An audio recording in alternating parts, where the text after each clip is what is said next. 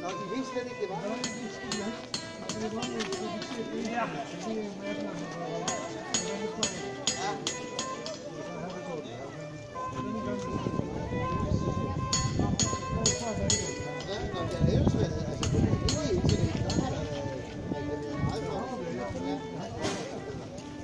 Ja, så starter jeg lige med det oprydningsnummer.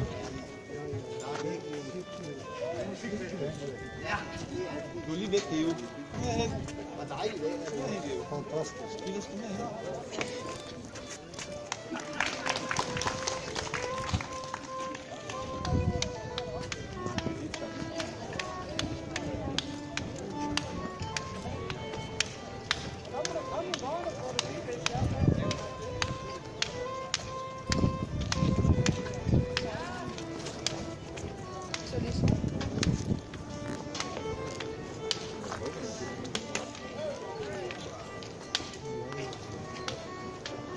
Bare gå lidt frem, hvis du ikke kan se strengene. Det er jo lige her hen, stå på.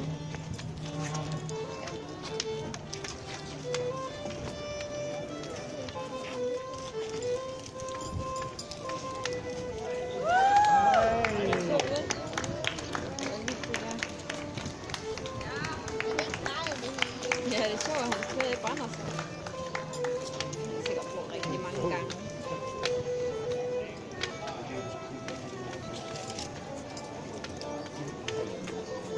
Ligner der snor i. Men det var også det, man kunne med de der pinde deroppe som vi stod med. Ja, han gør så. Hvad skal I have? Ja, så er vi klar til at starte. Og vi skal starte med intet mindre, med hvad vi kalder for en urpremiere. Og en urpremiere, det er, når man optræder for første gang nogensinde med et nummer. Og det er nemlig et tryllenummer, så jeg undrer på hele vinteren. Her, der er et stykke bomuldsring.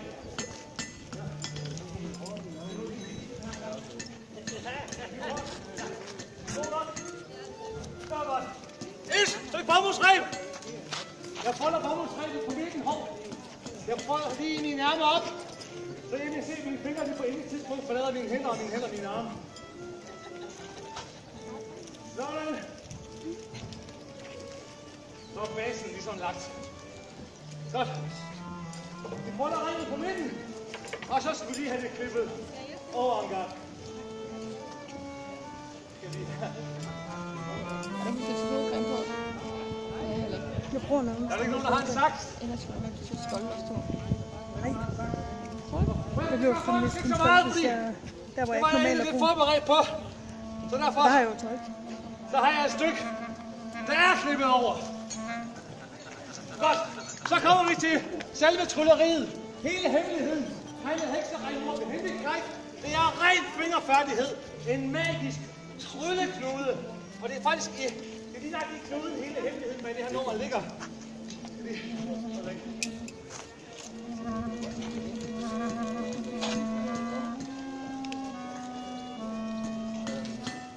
Men det gør faktisk ikke så meget, fordi det var jeg ikke forberedt på. Der vil have 2 stykker. Der er bundet sammen. Godt. Nu skal I kigge godt efter. Nu kommer vi til trylleriet. Nu puster jeg på knuden. Knuden forsvinder på øjnene af jer, og det bliver et langt stykke reb igen. Er I klar? Så siger vi 1, 2, 3.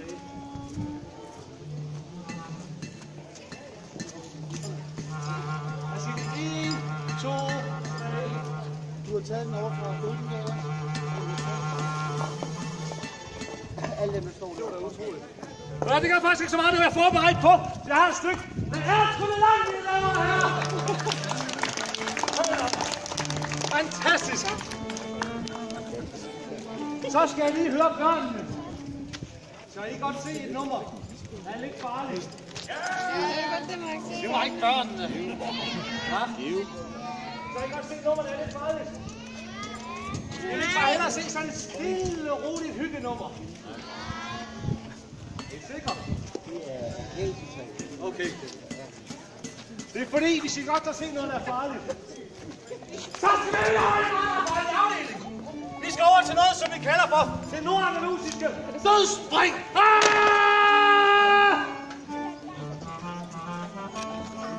Og da det er forfærdeligt farligt, det er ordentligt sindssygt farligt, det er nordandalusiske dødsspring. Så skal I lige høre, om der ikke er en modig pige, der skal komme hen og hjælpe mig. Jo, du gør det. Har vi en modig pige? Ja.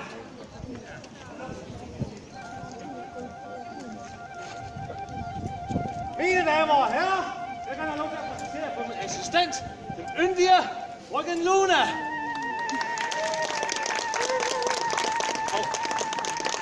Og jeg kan godt se, hvad I alle sammen sidder og tænker, at det var nok ikke helt tilfældigt, at Luna hun stod klar lige her. Og det er selvfølgelig også noget, Luna og mig, jeg lige har aftalt. Det er fordi Luna og mig er lige blevet forlovet her i går. Er det ikke rigtigt, Luna? Og det bedste, når man er forlovet, det er, hvad det er. Ja, så myser man. Ingen mys. Nå, pyt, Luna, hvis du lader sød sætte dig på stolen her engang.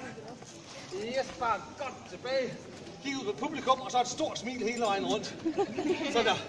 Så skal lige kigge den her vej, Luna. Godt! Så skal du se, Luna. Så skal vi lige bruge en bestemt rekvisit her. Mine damer og herrer, en pandekage!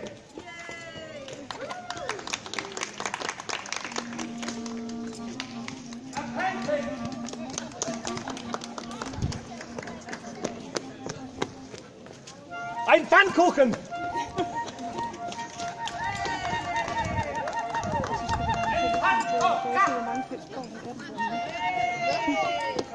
Godt, Luna, vil du være sød og række hænderne højt op over hovedet? Yes, en meter mere, kan du det? Ja, hvor er det flot. Vil du være sød og holde pandekagen her engang? Sådan der. Hold godt fast. Det var godt. Så skal jeg lige have... Jeg har fået sådan en beskyttelseshjelm her på Gammel Estrup. Jeg ved ikke, om du lige gider at binde den. Yes.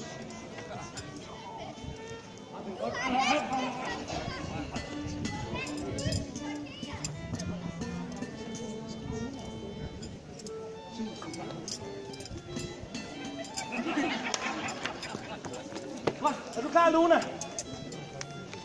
Tror I, vi var klar til en ord, der nu skal spille? Er I klar? Ja. Er I klar? Ja. Nå, til hvad? Til det nordandalusiske døds? Ja! Til det nordandalusiske døds? Ja! Spring! Ja! Sådan! Og det herovre. Og Luna, du holder bare den der pandekage rigtig godt op, ikke også? Ja! Sygt langt tilløb.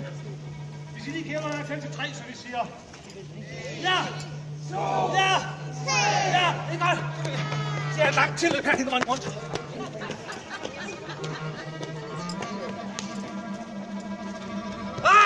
Så den der hånd, den er derovre. Er I stadigvæk klar? Er du klar, skat, Basse? Jeg tror lige, vi siger... Ja! Ja!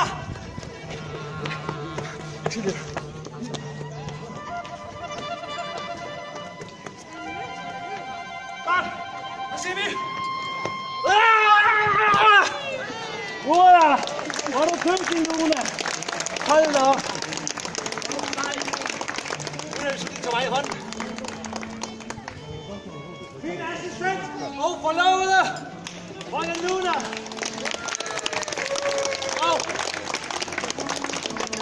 Luna!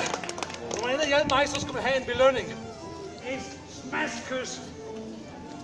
Nej, du får den her pandekage, og den kan du gå op og bytte til en helt ny, frisk pandekage. Mine damer og herrer, frøken Luna! Så mangler jeg til sidst at sige, at vi selvfølgelig også har åbent i morgen. Det er simpelthen hele weekenden. Det er 1700-tals marked.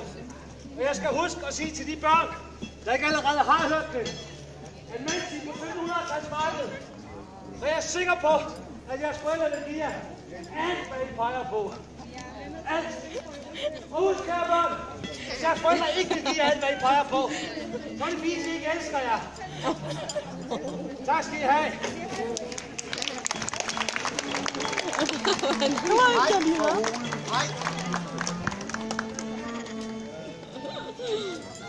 Nå, vi tager imod i morgen.